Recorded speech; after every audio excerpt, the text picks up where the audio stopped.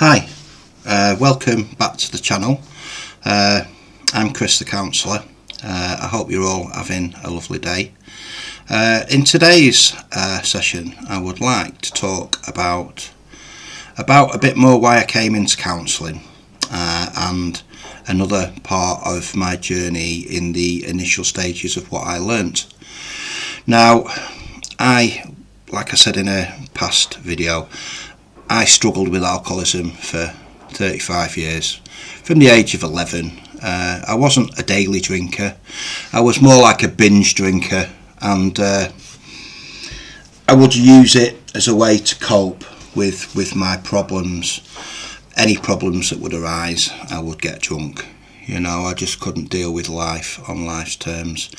And I finally had enough, March 2019, and help was offered to me in the form of Alcoholics Anonymous, and also an addiction company within Blackpool offered me therapy. And part of the Alcoholics Anonymous programme is to help others, and that's firstly what sparked my interest in counselling, because I couldn't relate to people.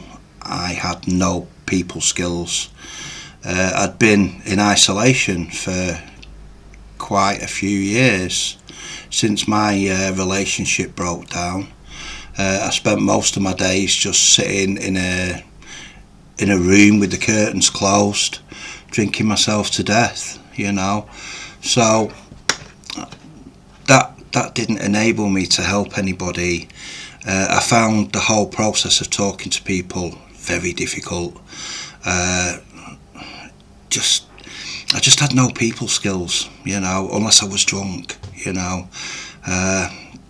So these are things that I had to learn, and that's what initially got me into counselling, because I wanted to help other alcoholics to achieve sobriety. That's like the primary purpose of AA, is to remain sober and to help other alcoholics to achieve sobriety. So I wanted to learn them people skills. Not to become a counsellor. I didn't really have an interest in being a counsellor as a job. I don't think. It was more for these people skills, although, you know, I often thought that it would be a dream of mine if I could become a counsellor, psychotherapist, but I never expected that I would achieve it, because I'd never really achieved anything in my life. I'd done certain things. I'd run the London Marathon with my brother. I'd got past basic training in the army and stuff, so I knew I could achieve things. But yeah, academically, I was a bit of a retard, if you know what I mean. No offence there, but yeah, I was academically retarded. I'm actually dyslexic. I found out whilst I was at university, which it sort of makes me understand why I didn't like school, why I was resistant to being taught anything, because I didn't understand it. You know, it was like they were talking a different language. So I've learnt ways to sort that out. You know, anyway, I'm digressing. So when I joined my level 2 at Blackpool and the Fyle College, I first heard about Carl Rogers. Now, Carl Rogers was a psychologist in America, and he came up with client-centred therapy, which has evolved now into person-centred therapy. And he describes that the client is best served by the therapist when offered 3 core conditions. Now, any counsellor, when you go into the counselling room, will know these 3 core conditions, and I expect all the students that will be watching this will know about them, but I'll describe it for those that don't know. I was always told when when I'm in the therapy room, I'm to remain that blank sheet of paper. Have I got a piece of paper? Just that. There's nothing on it. There's no judgments, nothing. There's nothing about me, you know. I'm just that blank sheet of paper, because it's all about the client. The client is paying for these sessions, so naturally it should all be about them, not about you, you know, nothing to do with you. Now, the 3 core conditions, firstly, is empathy. Empathy often gets mistook for sympathy. You know, people empathise, they really sympathise. They can see the person in that state and they feel sorry for them, you know. But empathy is not feeling sorry for them. It's, if you can imagine this, the person is in a hole, and a person with sympathy is stood at the top of the hole looking down at them, and they're feeling sorry for him for being in the hole. Now, empathy is climbing down into that hole and being with them, holding the hand whilst they're in that hole, seeing things from their perspective, what it's like to be in that hole. What does it feel like to be in that hole? Being very curious about it, you know. That's empathy. That's empathy. It's putting yourself in the client's shoes and seeing things from their perspective. The second core condition is unconditional positive regard, which means non-judgmental, you know.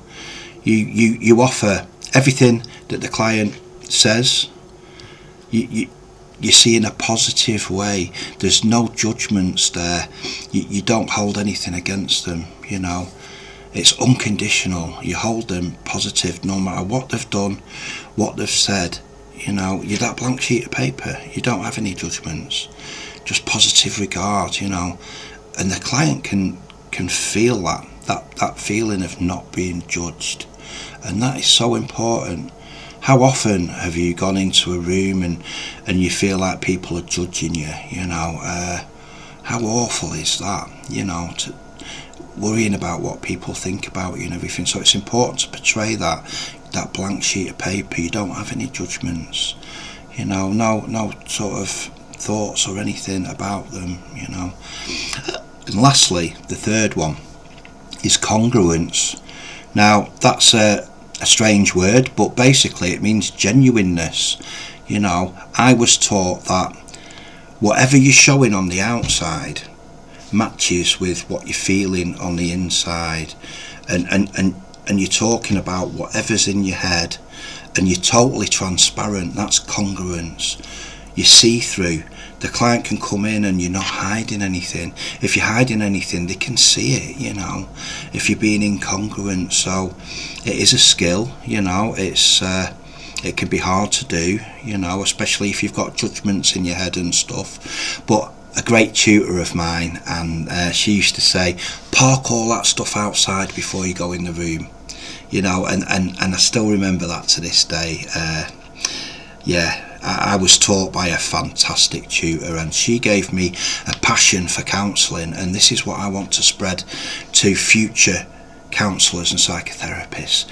It's a vocation. It's, you know, I see a lot of what I found in university, that the tutors there that were qualified counsellors didn't have these skills, you know. They were very academic and they were very judgmental, and they weren't that blank sheet of paper that I was expecting. And this other tutor that I had at Blackpool and Fylde was a role model for me. Now, I did have one when I went to Blackburn, but he left. He pursued another career. He was a fantastic role model, but he left after the first year. So hopefully I can sort of be that for other people, be that role model of what a counsellor's all about, you know, all the stuff that I've learned I would like to pass on. So yeah, the 3 core conditions are so important when you go into the therapy room, that you do these, you know. The client benefits massively off that, you being able to see things from their perspective, you not hiding anything from them, and you're not making any judgments about them for whatever they're talking to you about, you know. And slowly but surely through the therapeutic process, you start to gain relational depth. They start trusting you more, and then they start offering you more and more and more. And when they get to the end of the process, hopefully all the problems they're able to cope with, they've processed them, they understand them. That's what therapy's all about. It's not about making money, about keeping them in therapy for years and years and years. It's about taking them through the process and seeing them out at the end. That's more important, seeing them out at the end, than just taking the money through the sessions. It's a process, and there's nothing more humbling than to see somebody come into a therapy room so broken and then leave that therapy room with their head held high, able to look life in the eyes and deal with anything that's thrown at them. That is the magic of therapy, and I hope that you can all learn this skill and pass this on.